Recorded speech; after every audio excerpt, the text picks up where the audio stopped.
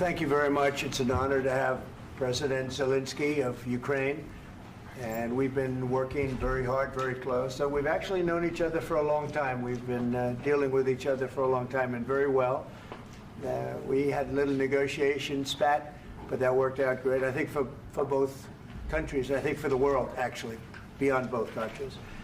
And we have something that is a very fair deal.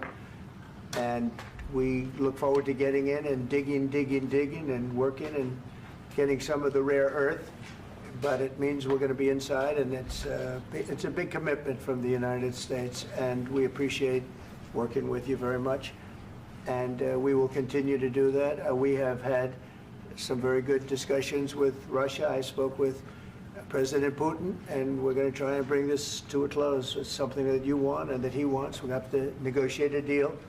But we've started the confines of a deal, and I think something can happen. The big thing is the number of soldiers, mostly at this point, but soldiers being killed. You're losing thousands of soldiers. So on both sides, we're losing a lot of soldiers, and we want to see it stop. And we want to see the money get put to different kinds of use, like rebuilding. And we're going to be working very hard.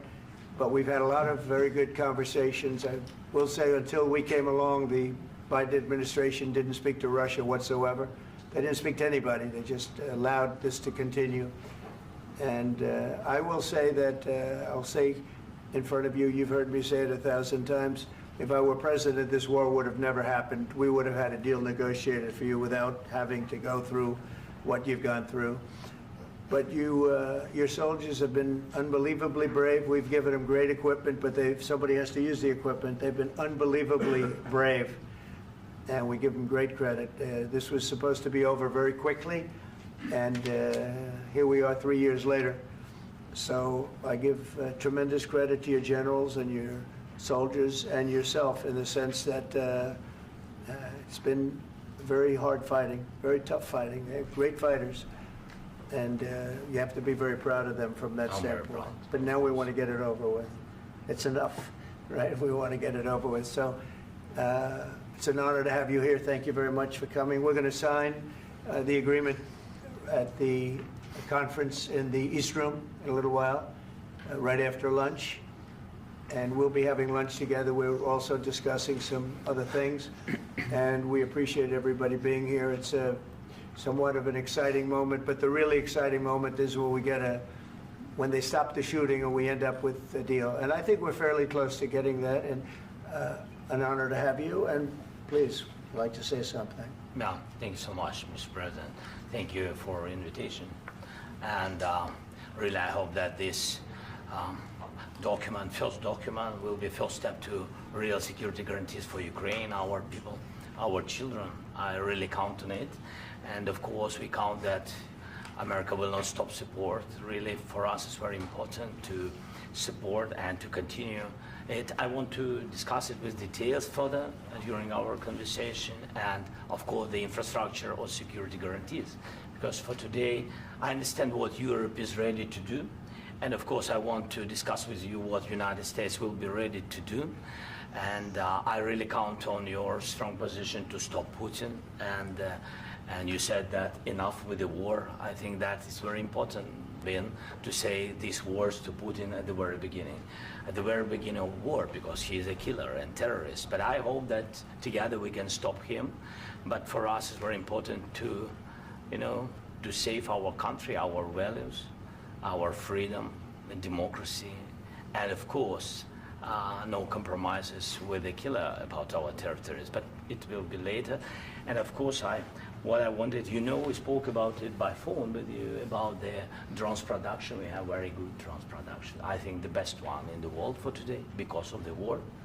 Yes, and of course, we need very much the air defense. You have the best air defense in the world, and really you helped us under attacks of Russians. And I want to speak how we can exchange the licenses. We're open to share the licenses of all our drones with you, of course, with the United States. And we need licenses for quick production of air defense. Even after the war, we need our nation to be calm, that we are secure. So that's why we need this air shield. And of course, about this I want to speak about the contingents. I think that France and UK already spoke to you, and we know that Europe is ready, but without the United States, they will not be ready to be as strong as we need. And the last point, last not least, about exchange, about our people and children.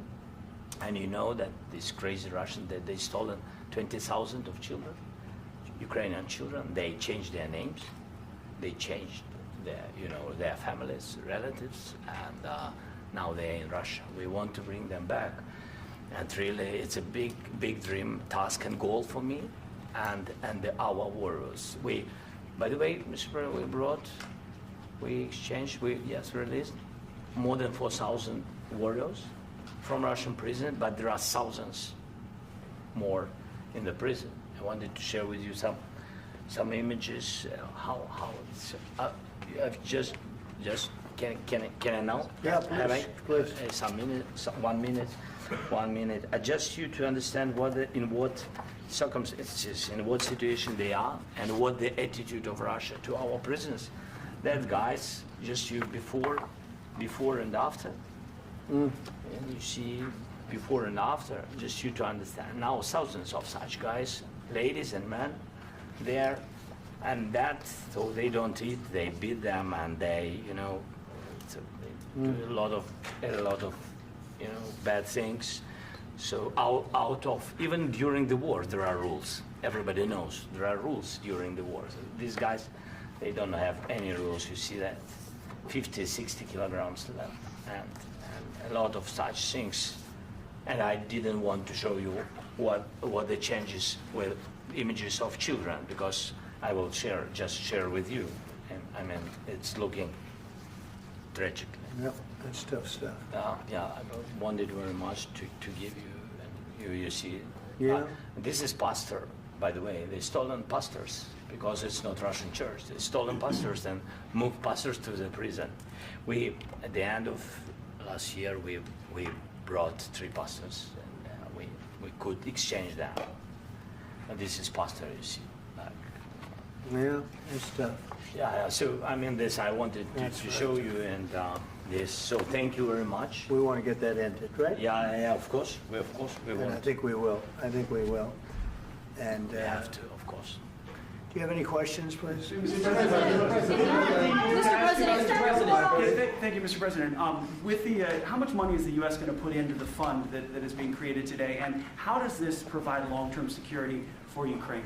Well, we don't know exactly how much, because we're going to be putting some money in a fund that we're going to get from the raw earth that we're going to be taking and sharing in terms of revenue. So it's going to be a lot of money will be made from the sale and from the use of raw earth. And as you know, our country doesn't have much raw earth. We have a lot of oil and gas, but we don't have a lot of the raw earth. And what we do have is protected by the environmentalists, but that can be unprotected, but still it's not very much. They have among the best in the world in terms of raw earth. So we're going to be using that, using it for all of the things we do, including AI and including weapons and the military, and it's really going to very much satisfy our needs. So it's something that just worked out really well. We have a lot of oil, and we have a lot of gas, we have a lot, but we don't have raw earth. So this has just about every component of the raw earth that we need for computers, for all of the things we do. This puts us in great shape. And long-term security for Ukraine, how does this provide it? I think they're going to have great luck. I think once we make the agreement, that's going to be 95% of it. They're not going to go back to fighting. I've spoken with President Putin, and I feel very strong. I've known him for a long time, and I feel very strongly that they're very serious about it, and we'll make a deal. And when the deal is made, I don't think, we talk about security. Everyone's talking about the other day, all they talked about was security. I said, let me make the deal first. I have to make the deal first. I don't worry about security right now. We have to have a deal, because right now, last week, 2,000 soldiers died on both sides. 2,000. And they're losing 1,000, 2,000, 3,000 a week. So as we sit here and we talk, people are getting shot and dying on the battlefield. And, you know, they're not American soldiers, but they're Russian soldiers and they're Ukrainian soldiers, and we want to be able to stop it. And we want to be able also to spend money on other things. We don't want to, this is a tremendous amount of money. And what the Biden administration did was terrible. They were giving money, but he had no security on the money.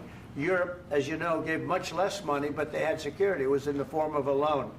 They get their money back, and we didn't. And now, at least we're protected because the American taxpayer has to be protected too. But this is an incredible agreement for Ukraine because we have a big investment in their country now, and what they have, very few people have. And we're able to really go forward with very, very high-tech things and many other things, including weaponry that we're going to use in many locations, but that we need for our country. Mr. President, This allows us to do that. will you continue I'm sorry. sending military aid? Yes, go ahead, please. If I can just, yes. In the document, there is one of the very important points. If we speak about business and investment, we never had LNG terminals in Ukraine. This document will open. I mean, the next documents, but anyway, here we see in the framework, we see a really goodwill for this. LNG terminals for us is very important, and I think for security of European continent. We have the biggest storage, gas storage. We have the biggest in Europe. Yes, yes, and we can use it. Use it for LNG. Use it for LNG, and we will do it. And really, we can help Europe because Europe really helped. President Trump said that they made less support, but they are our friends and they are our very supportive partners. They really gave a lot, Mr. President. They did. They gave a lot, but they gave much less. No. Much less. No. No. Don't argue. No. Okay. Okay.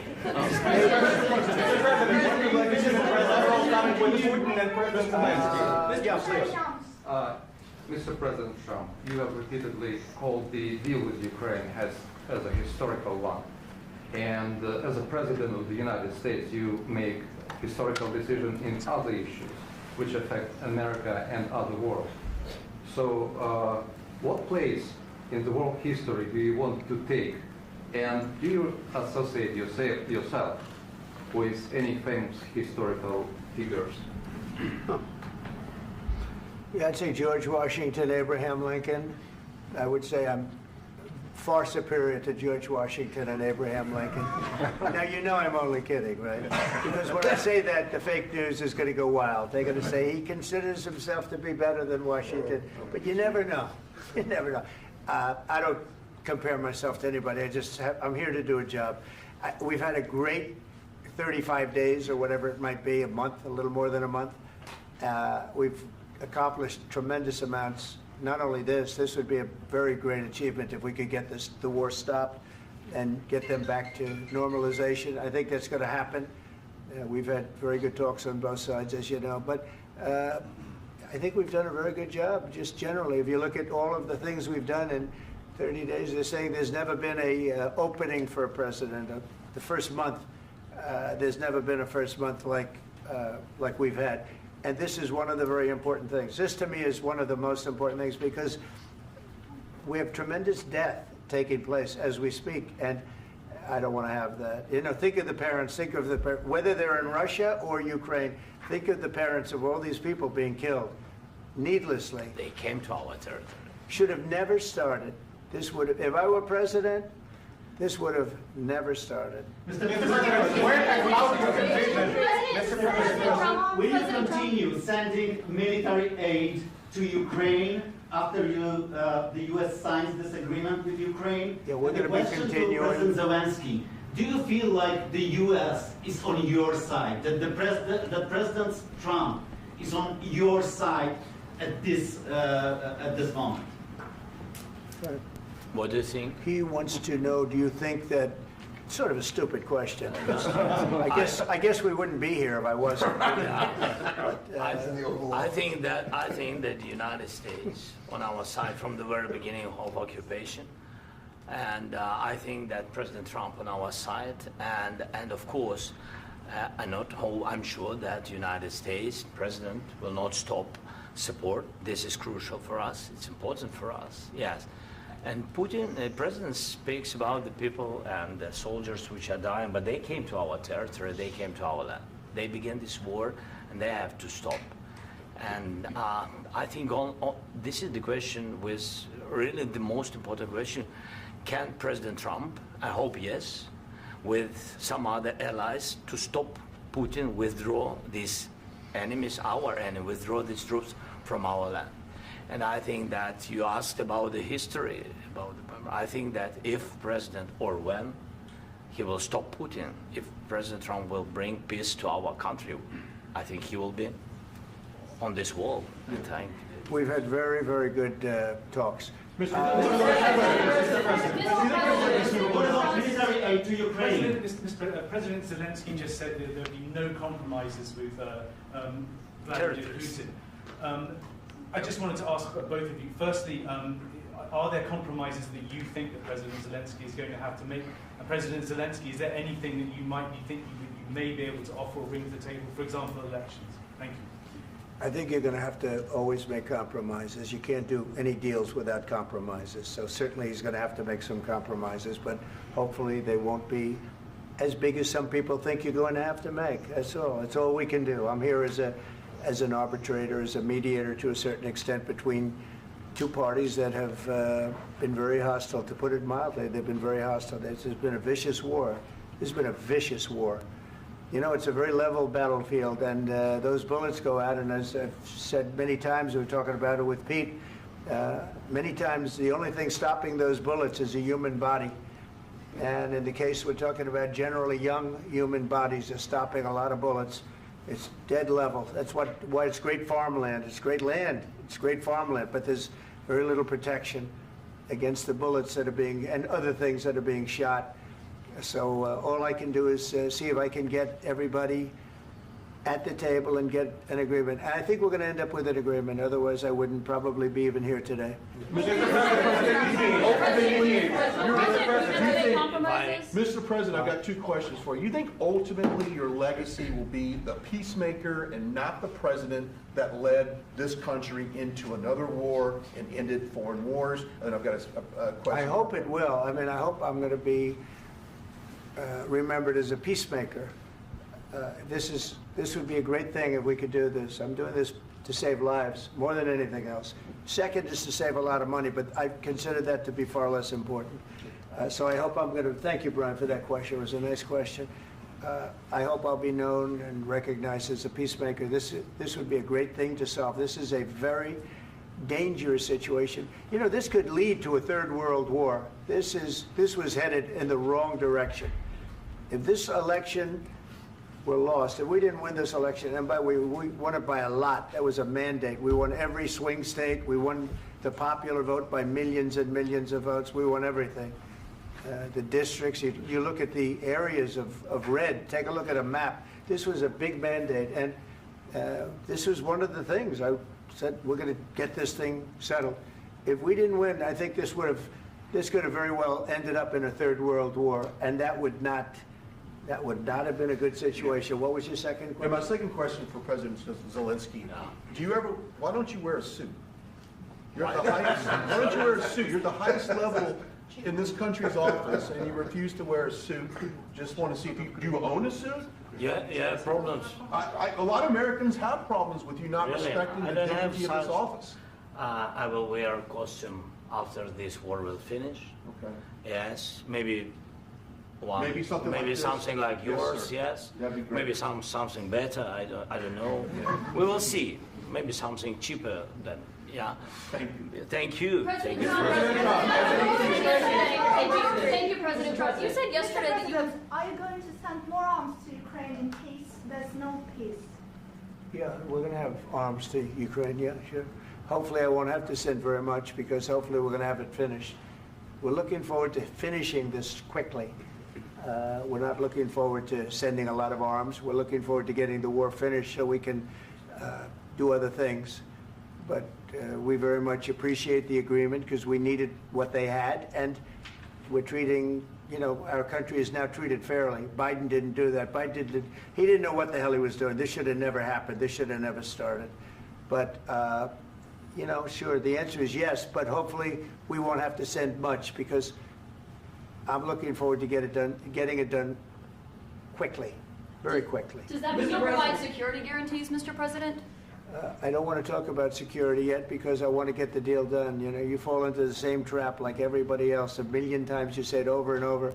I want to get the deal done. Security is so easy. That's about 2% of the problem.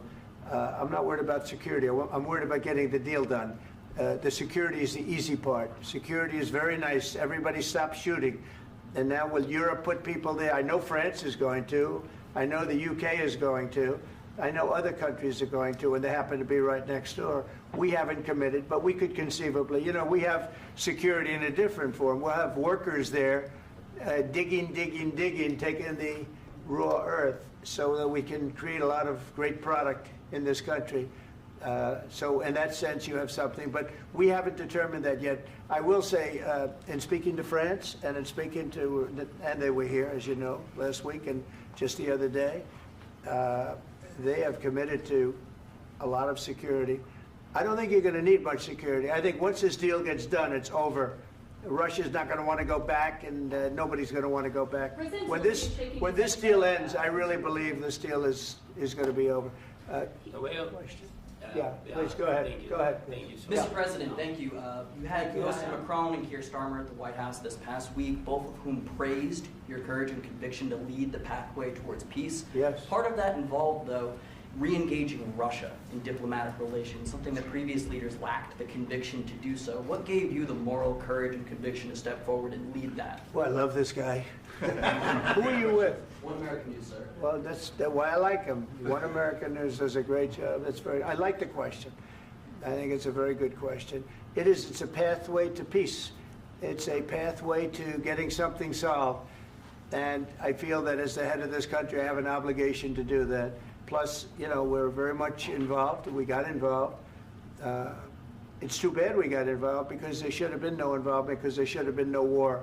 And there shouldn't have been October 7th. That would have never happened. As you know, Iran was broke. They had no money to give to Hezbollah. They had no money to give to Hamas. They were stone cold broke. And then under Biden, they became rich as hell. They went from no money to $300 billion in a period of 4 years. And they gave a lot of that money away, and you see what happened. And that's a real mess also that we hope to be able to solve. But no, I appreciate your question very much. It's just, I feel I have an obligation to try and do something to stop the death. If I can answer, yes, if I can answer, Please, sorry, go ahead. please. And I do like your clothing, by the way. Yeah, really? Even though I think he's a Yeah? great guy, by the way. But I don't know if you two like each other. But you know what?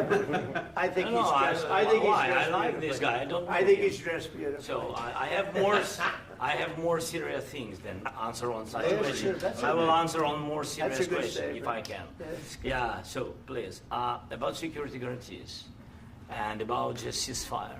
We can't just speak about ceasefire and speak and speak. It will not work. Just ceasefire will not never work because I'm like a president. I have this experience, and not only me. Ukraine before my presidency, from the 2014, Putin broken 25 times. 25 times he broken his own signature. 25 times he broken ceasefire. But he never broke to me. He never broke to me. No, you were the president. He You never were the broke- president he during. never broke to me. In 2016, you've been the president, Mr. President. You've been the president, but he had, of course, not with you, but he had during those periods. He had conversations with our side, and we had Normandy format. You know, the France, Germany, Ukraine, and Russia, and he broken 25 times. That's why we will never accept just ceasefire. It will not work without security guarantees. Security guarantees, maybe President is right about this document and other, but this document is not enough. Strong army is enough because his soldiers afraid, Putin's soldiers afraid of our soldiers when we're strong enough. If we are not strong enough, if we are empty, if our storage is empty, we can't defend our land. Today, you know, he knows that we have all the world knows that we have meeting. Yes, why he's using ballistic? Putin today using ballistic on our hospitals, schools, and etc. Ballistic. So he knows that we are here and that President Trump is really have goodwill to stop this war. And you hear now the president. So why he's using? So he doesn't want to stop. He doesn't want. But I hope that we will do it. Really, we'll do it. Security. When we speak about security guarantees, when the Europeans are ready for contingents, they need USA backstop.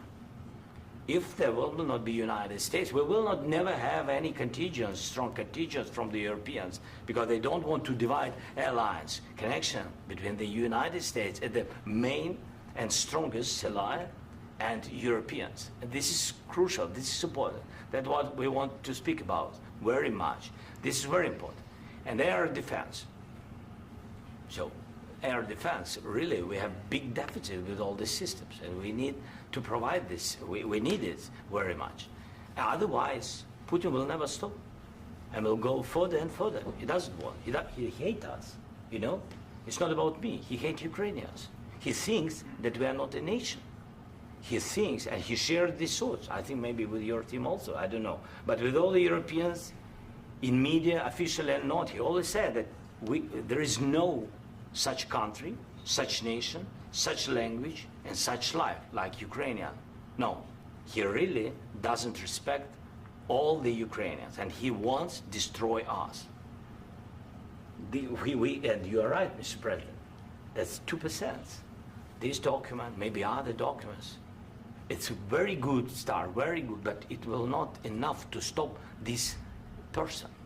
Should Russia pay to rebuild Ukraine? Mr. President, under these Should Russia pay to rebuild Ukraine? They have to Zelensky pay. this question. You This didn't is the like rule. because This is the rule of because the war. I'm This is sorry. the rule of the war. During all the centuries, all the history, this is the rule of the war.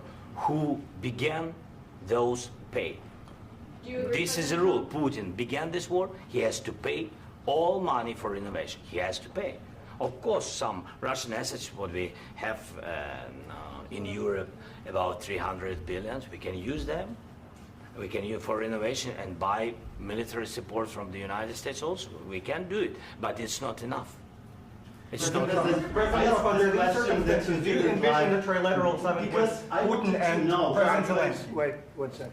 I asked this question that you didn't like because I wanted to know if you want to position yourself in the middle between Russia and Yes. Ukraine or on the Ukraine side. No, I'm in the middle. I want to solve this thing. I'm for both. I want to get it solved. And it's wonderful to speak badly about somebody else, but I want to get it solved. If we can solve it, great. If we can't solve it, they're going to have to fight it out, and who knows what's going to happen. But I want to see it get solved. May I follow up? One more question about U.S. troops in Europe. After Russian invasion of Ukraine, your predecessor sent additional troops to Eastern Europe, including Poland, my country. Yeah. Are you committed to keeping these troops on the eastern flank of NATO in the future? I'm very committed to Poland. I think Poland has really stepped up and done a great job for NATO. They, as you know, they paid more than they had to. They are one of the finest groups of people I've ever known. I'm very committed to Poland. What about Baltics? Poland's in a tough neighborhood, you know. What about the Baltics? The Baltics, they got a lot of, it's a tough neighborhood too, but we're committed. We're going to be very committed, and we're committed to NATO. But NATO has to step up, and the Europeans have to step up more than they have. And I want to see them equalize, because they are in for far less than we're in, and they should be at least equal. You understand that? Why is the United States, we have an ocean in between, why is the United States in for so much more money and other things as Europe? With that being said, and as you said, they've also been obviously very helpful, but we have put in far more than they have, and I think they should equalize. Mr. President, Yeah, please, go Can I ahead. ask you about the agreement again today? What changed between the first time that Secretary Bessent gave President Zelensky the agreement and today for the signing? We made a deal. So What was the I'm just- deciding factor? I'm a business person. We made a deal. That's what changed. A lot of the minerals. I didn't think we were going to make a deal, and We ended up making the deal, so that changed. Mr. President, what and how do you envision a trilateral summit with President Zelensky and Putin? I don't know, under but these well, they circumstances? don't like each other, I can tell you that. Okay? They do not like each other. This is not a love match, and it's unfortunate. That's why you're in this situation. The United States should not have allowed this to happen, okay? The United States, run by a man that didn't know much, I'm going to be very nice, run by an incompetent person, very incompetent person, should never have allowed this to happen. I've stopped wars. I've stopped many wars. My people will tell you, I stopped wars that nobody ever heard about. I stopped wars before they ever started. You can look at some of, I could give you a lot of nations that would tell you right now they were probably going to war. I could tell you right now there's a nation thinking about going to war on something that nobody in this room has ever even heard about. Two smaller nations, but big, still big. And I think I've stopped it. But this should have never happened. Mr. President, About sorry, just a second. About any negotiations. First of all, I want really to tell you, and I think that everybody understands that Ukraine, more than Ukrainians, nobody wants to stop this war. But at the future, any negotiations, it's understandable that two sides of the war, not Russia and the United States, because this is not the war between Russia and the United States. This is war of Russia against Ukraine and Ukrainian people. So these two sides will be at the anyway will be at the negotiation table. Then of course United States, like the strongest partner of the Ukraine, and of course Europe. I think Europe is very important. I want to speak about it with the president. Yes, Europe is very important for us because we really defend Europe for today. All Europeans really recognize that we are defending the line, and they have real life, and our people are dying. That's why they helped us. And also, it's about the NATO. Yes, between, like the president said, you have big, nice ocean.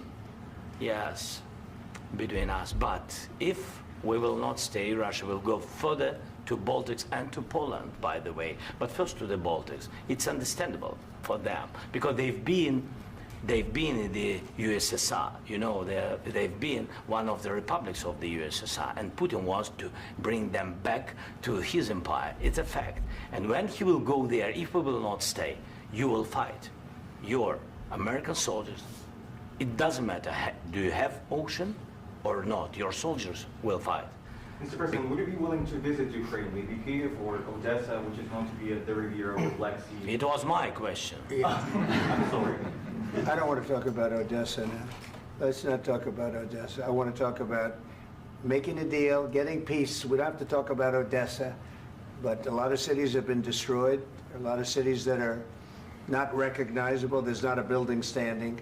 No, and a lot of things. Mr. President, you have to come and to look. No. We have very good cities. Yes, a lot of things have been destroyed, but mostly cities alive, and people work, and children go to school. Sometimes it's very difficult. Sometimes closer to front line, children have to go to underground schools or online. But we live. Ukraine is fighting, and Ukraine lives. This is very important. And maybe it's Putin is sharing this information that he destroyed us. No, he lost 700,000 people, 700,000 soldiers. He lost everything. Yes. So. Mr. President, one more. I mentioned Poland. Please go ahead. When did you last speak with President Putin, and what did he say that? A couple of days ago. And what did he tell you that gave you the assurance that he wanted peace? Well, that's what I do. My whole life is deals. I know pretty good. And I've known him for a long time. I've dealt with him for a long time. He had to suffer through the Russia hoax. You know, Russia was a hoax. It was all Biden. It was nothing to do with him. So he had to suffer through that, and he was able to do that. I think that he wants to make a deal, and he'd like to see it end. That's all I do. That's what I do. My whole life, that's what I do, is make deals. And I'm in the middle of a mess, because this is a real mess. It's a very dangerous one. If this doesn't get solved now, it's not going to get solved for a long time. So I hope we're going to get it solved. In the back, please. Thank you, Mr. President. Prime Minister Starmer claimed repeatedly that his government believes in free speech and was not engaged in censorship. But his country's government arrests people for memes and thought crimes, and even more worrisome is pressuring American companies to censor Americans on his behalf.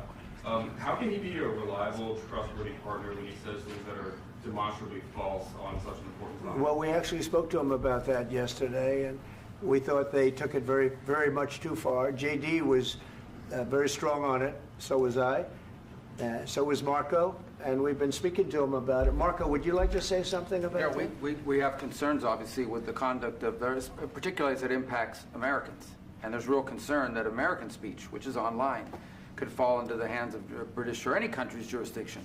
And so this is a point the Vice President made at Munich, and I think it's a very compelling one, that what unites us with Europe, as much as anything else, is these shared values, and one of them being free speech. And so if Americans are threatened by it, we're going to need to take action in that regard. Mr. President.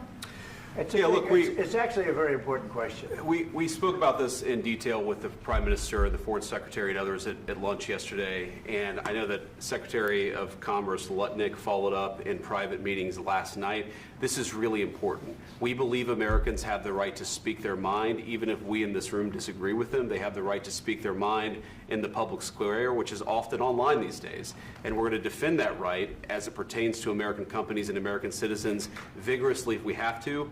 I do think that under the President's leadership, we're going to find common ground with our friends in the UK on this question, but it remains to be seen. The principle that will guide us is we believe in free speech in this country, and we'll fight for it for American citizens. Mr. President, on the deal, is there any other oil and gas component to the deal? Is it all critical? A little bit. We'll see. On LNG? But we're not really looking for that so much. We got a lot. We have more than anybody in the world, by far. So no, we're not talking about it too much, but a little bit. I think it affects also, but for the most part, no. And sir, is there any agreement from Ukraine to purchase U.S. LNG as part of the deal, or is that on the table at all? No, we don't need that. Mr. President, I just wanted to ask you about, you just mentioned that you'd spoken to Vladimir Putin a couple of days ago. Just to be clear, that's a new call, not the one that you... I've spoken to him on numerous occasions. Okay. And how was the latest call? What did you discuss? How did it go? Are you serious with that question? I am. I'd love to know. It went well. I think we're going to have a deal. On the minerals deal, Mr. President, some of those minerals are in the east of Ukraine, not far from the front lines and in areas that Russia has occupied. Will you direct President Putin to withdraw his forces from those areas if there's U.S. interest Well, there? we'll take a look at the time. We have a lot of area. It's a very big area we're talking about, so we'll take a look. I'll study that and I'll see. And who would protect those minerals if they are U.S. interests? Would that be Ukrainian They'll forces? be protected. European The agreement forces? will protect them. U.S. The forces? agreement, yeah, we're signing an agreement. You know? Right, but what if Russia tries to invade or there's Russian aggression in their spots? I just told you, I don't think that's going to happen. And if that were going to happen, I wouldn't make a deal. If I thought that was going to happen, I wouldn't make a deal. Some people may wonder why. You know, they ought to focus on CNN on survival, not asking me these ridiculous questions. Focus on surviving, because CNN's got such low ratings, I don't think they're going to survive. Let's go. Please, go. One more. I already mentioned Poland. Poland was under Russian control for decades after the Second World War. When I was a kid, I looked at the United States not only as a most powerful country, richest country in the world, the country that has great music, great movies, great muscle cars, but also as a force for good. And now I'm talking with my friends in Poland, and they are worried that you align yourself too much with Putin. What's your message for them? Well, if I didn't align myself with both of them, you'd never have a deal. You want me to say really terrible things about Putin and then say, "Hi, Vladimir, how are we doing on the deal?" That doesn't work that way. I'm not aligned with Putin. I'm not aligned with anybody. I'm aligned with the United States of America and for the good of the world. I'm aligned with the world, and I want to get this thing over with. You see the hatred he's got for Putin. It's very tough for me to make a deal with that kind of hate. He's got tremendous hatred, and I understand that, but I can tell you the other side isn't exactly in love with, him either. So it's not a question of alignment. I'm aligned with the world. I want to get the thing set. I'm aligned with Europe. I want to see if we can get this thing done. You want me to be tough? I could be tougher than any human being you've ever seen. I'd be so tough. But you're never going to get a deal that way, so that's the way it goes. All right, one more question. Hey, I will respond to this. So look, for 4 years in the United States of America, we had a president who stood up at press conferences and talked tough about Vladimir Putin, and then Putin invaded Ukraine and destroyed a significant chunk of the country. The path to peace and the path to prosperity is maybe engaging in diplomacy. We tried the pathway of Joe Biden of thumping our chest and pretending that the President of the United States' words mattered more than the President of the United States' actions. What makes America a good country is America engaging in diplomacy. That's what President Trump is doing. Can I ask you? Sure. Yeah? Yeah. Okay. So he occupied it, our parts, big parts of Ukraine, part of East and Crimea. So he occupied it on 2014. So during a lot of years, so I'm not speaking about just Biden, but those time was Obama, then President Obama, then President Trump, then President Biden, now President Trump, and God bless, now President Trump will stop him. But during 2014, nobody stopped him. He just occupied and took. He killed people. You know what the contact line? 2015. 2014 and 2014. 2014. Yeah. So I was not here. Yeah, but that's exactly right. Yes, but during 2014 till 2022, yeah, the situation the same. The people are been dying on the contact line. Nobody stopped him. You know that we had conversations with him, a lot of conversation, my bilateral conversation, and we signed with him, me, like a new president. In 2019, I signed with him the deal. I signed with him, Macron and Merkel, we signed ceasefire. Ceasefire. All of them told me that he will never go. We signed with him with gas contract. Gas contract. Yes, but after that, he broken this ceasefire. He killed our people and he didn't exchange prisoners. We signed the exchange of prisoners, but he didn't do it. What kind of diplomacy, JD, you are speaking about? What do you mean? I'm talking about the kind of diplomacy that's going to end the destruction of your country. Yes, but if you Mr. President, with respect, I think it's disrespectful for you to come into the Oval Office and try to litigate this in front of the American media. Right now, you guys are going around and forcing conscripts to the front lines because you have manpower problems. You should be thanking the President for trying to bring an end to this conflict. Have you ever been to Ukraine that you say what problems we have? I have been to. Count once. I've actually watched and seen the stories, and I know what happens is you bring them on a propaganda tour, Mr. President. Do you disagree that you've had problems bringing people into your military? And do you think that it's respectful to come to the Oval Office of the United States of America and attack the administration that is trying to prevent the destruction of your country? A lot of questions. Let's start from the beginning. Sure. First of all, during the war, everybody has problems. Even you, but you have nice ocean and don't feel now, but you will feel it in the future. God bless. You don't know that. God bless. You don't God know bless. that. You will not have a war. Don't tell us what we're going to feel. We're trying to solve a problem. Don't tell us what we're going to feel. I'm not telling you. Because I'm you're in no answering on position this to question. dictate that. That's Remember exactly what this. you're doing. You're in no position to dictate what we're going to feel. We're going to feel very good. You will feel influence. We're going to feel very good and very strong. You will feel influence. You're right now not in a very good position. You've allowed yourself to be in a very bad position, and he happens to be right about it. From the very beginning of the war. You're not in a good position. You don't have the cards. cards right now. With us, you start having not cards. playing cards. Right now, you don't. I'm very You're playing serious, cards. Mr. President. You're I'm playing very cards. serious. You're I'm gambling the with the president lives in of war. millions of people. You think You're you- gambling with World War III. what you're You're speaking gambling about? with What you're World speaking War about? III. And You- what you're doing is very disrespectful to the country, this country. I'm That's with back all to respect to you. your Far country. more than a lot of people said very they respect. should have. Have you said thank you once? This A lot entire of meeting? times. No, in this Even entire meeting, today. have you said thank Even you? today. You went to Pennsylvania and campaigned for the opposition in October. Offer some words of appreciation for the United States you're of speaking America about. and the president who's trying to save your country. Please, you think that if you will speak very loudly about the war, you He's can... not speaking loudly. He's not Yeah. speaking loudly. Your country's Can I- in big can I- trouble. Can I Wait a answer? minute. No, Can you've I done a lot answer? of talking. Your country is in big trouble. I know. You're not I winning. know. You're not winning this.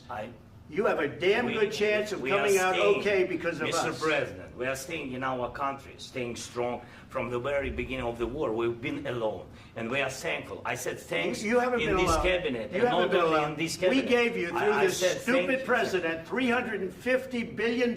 You we voted gave for you your military president. equipment, You and you voted men for are your brave, president. but they had to use our military. What about West? If you didn't have You our invited military me- equipment, You invited if me you to didn't speak. have our military equipment, this war would have been over in 2 weeks. In 3 okay? days, I heard it from Putin. In 3 days, this is something Maybe new. less. In 2 weeks, of course, yes. It's going to be a very hard thing to do business like this. I Again, tell you. just say thank you. I said a lot of times that thank there, you accept to that- American people. Accept that there are disagreements, and let's go litigate those disagreements rather than trying to fight it out in the American media when you're wrong. We know that you're wrong. But you see, I think it's good for the American people to see what's going on. I understand, sir. I think it's I very understand. important. That's why I kept this going so long.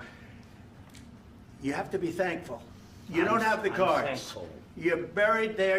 Your people are dying. tell you You're again, running I low know. on soldiers. Don't- Listen, don't, please, you're running Mr. low on President. soldiers.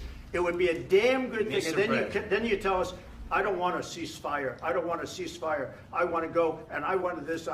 Look, if you could get a ceasefire right now, I tell you, you'd take it so the bullets stop flying and your men stop getting killed. Of course, we want to stop the war. But you're I saying said- you don't want a But ceasefire. I said to you, I want a ceasefire. with guarantees. Because you'll get a ceasefire faster than an agreement. Ask our people about ceasefire, what they think. That wasn't it doesn't with matter me. for you what That what wasn't this with me. means. It That was wasn't with you. a guy named Biden, who was not a smart person. This That is was your, with, this that was is with your Obama. president. It was your president. Excuse me. That was with Obama, who gave you sheets, and I gave you javelins. Yes. I gave you the javelins to take out all those tanks. Obama gave you sheets. In fact, the statement is Obama gave sheets and Trump gave javelins.